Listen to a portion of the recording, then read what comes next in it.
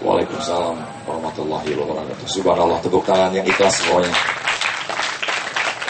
Kalau aku bilang tepuk tangan yang ikhlas, bukan hanya keras, karena ikhlas itu bonusnya ketemu dengan Allah Subhanahu wa Ta'ala.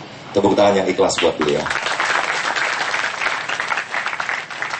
Baik, kita akan kembali ke sesuatu awal, fitrah, sesuatu kalimat yang suci, sebuah kanvas putih. Tadi kita mengawali acara ini dengan berdoa. Dan saya memperhatikan sahabat-sahabat semua dalam berdoa tidak kembali ke fitrah. Doa itu adalah berhadapan hati dengan Allah. Tapi kalau sholat, berhadapan hati dengan Allah, diawali dengan takbir dan diakhiri dengan salam.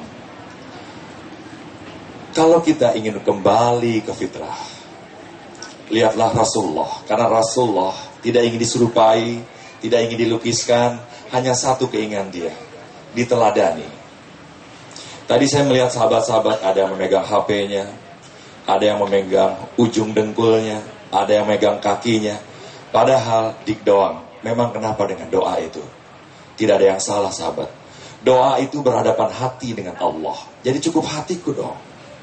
Tapi kenapa Rasulullah semasa hidupnya kakinya sudah ada di surga, kaki kanannya ada di surga, kaki kirinya masih menapak di bumi? Karena urusan kita, dia mengangkat kedua tangannya. Baik, kita akan kembali ke fitrah. Kita akan kembali ke 1400 tahun yang lalu. Ketika Rasulullah menepi di Gua Hiro karena dia selalu terombang-ambing dengan pertanyaan tentang kehidupan. Dia terganggu dengan 385 berhala yang ada di kota Mekah. Lalu dia pergi ke Gua Hiro, tapi tetap menghadap kiblat. Dan dalam kesunyiannya itu pertanyaannya diagungkan kepada Allah Subhanahu wa Ta'ala. Dan dia mengangkat kedua tangannya. Ketika dia mengangkat kedua tangannya, Malaikat Jibril diutus oleh Allah mengutarakan satu kalimat, Iqra. Lalu Rasulullah menjawab, apa yang saya harus baca ya Allah? Untuk kedua kalinya, Iqra. Rasulullah mulai menyesali dirinya karena dia tidak pandai membaca. Justru itu saya meyakini Al-Quran bukan buatan dia, tapi firman Allah. Lalu dia mulai menyesali dirinya dan tangannya dikepalkan. Dan seolah-olah dia marah kepada dirinya. Apa yang saya harus baca ya Allah? Karena dia tidak mampu membaca. Sekarang ayahanda dan ibunda serta sahabat semua, boleh anda mengepal semua tangannya. Boleh mengepal. Mengepal yang keras. Satu tangan. Jangan engkau lepas ketika aku belum mengatakan lepas. Lalu kau genggam dengan keras. Kau amarah tertumpu pada tangan itu. Dan aku ingin kau lepas ketika aku bilang lepas. Dan kau perhatikanlah ada segumpal darah. Lepas.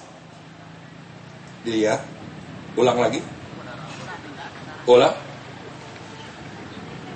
Ada segumpal darah merah di sini. Lihat. Lihat. Iqra bismi rabbikal ladzi khalaqa. Khalaqal insana min 'alaq. Bacalah dengan nama Tuhanmu. Dia yang menciptakanmu dari segumpal darah. Kita kembali ke fitrah. Kita lihat dulu dari tangan kita. Lihat kenapa kita mesti mengangkat kedua tangan. Kita akan memperhatikan gambar di depan ini. Maaf bagi yang beragama lain, jangan mengikuti ini. Karena saya juga mempelajari agama Katolik sebagai perbandingan, Protestan sebagai perbandingan. Di tangan kanan kita, ada angka 18. Kita perhatikan. 18 ini dalam urutan Asmaul Husna artinya Al-Fatah, yang maha pembuka. Jadi dengan segala kerendahan hati, ketika kita berhadapan dengan Allah, yakinlah sesuatu yang sempit akan dia buka, dalam ketinggian akan diturunkan, dalam kedalaman akan diangkat, dalam kejauhan akan didekatkan, karena dia adalah yang maha pembuka. Ini adalah urutan Asmaul Husna 18. Oke. Lalu 18 ini 1 dan 8 kalau dijumlah menjadi 9. Al-Zabar. Al-Jabbar ini adalah yang maha perkasa. Kita ini lemah. Untuk itu kita senantiasa selalu berpelukan kepada yang maha perkasa. Memohon perlindungan karena dialah juga yang maha penyiksa. Jadi kita angkat kedua tangan kita. Lihatlah pemain bola. Kalau sedang ingin bertanding. Kalau sedang dia ingin bertanding, berdoa.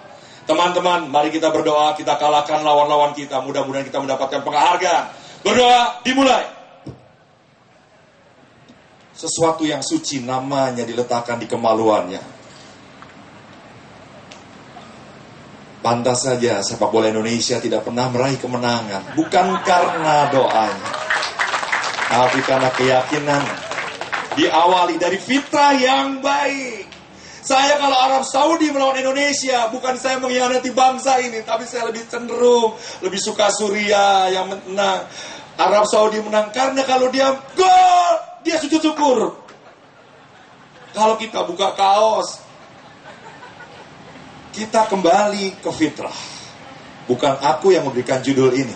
Sekarang kita lihat tangan kiri kita. Di tangan kiri kita terbalik angkanya 81. 81 dalam urutan Asmaul Husna artinya yang maha membalas. Untuk itu kita selalu membuka kedua tangan kita. Dialah yang maha membalas. Coba Anda sekarang dengan satu tangan, tepuk tangan. Tidak akan bisa cintamu bertepuk sebelah tangan. Untuk itu kau angkat keduanya. Karena Rasulullah. Kenapa ya Allah? Kenapa aku mesti mengangkat? Karena jasad ini masih dititipkannya bersama ruh. Kecuali kalau kita sudah menjadi ruh di frekuensi lain. Menjadi hologram-hologram yang tidak bisa menyentuh. Tak ada gunanya tangan itu. Padahal dalam agama Islam kalau ada kebatilan, kita gunakan dengan tangan dulu. Lalu kita ucapkan dan doakan. Tapi ada juga yang mengartikan kalau kita melihat PSK labrak, kita bakar. Padahal yang pertama kita harus angkat tangan kita untuk mengucap doa. Itulah kita kembali ke fitrah. Dik doang.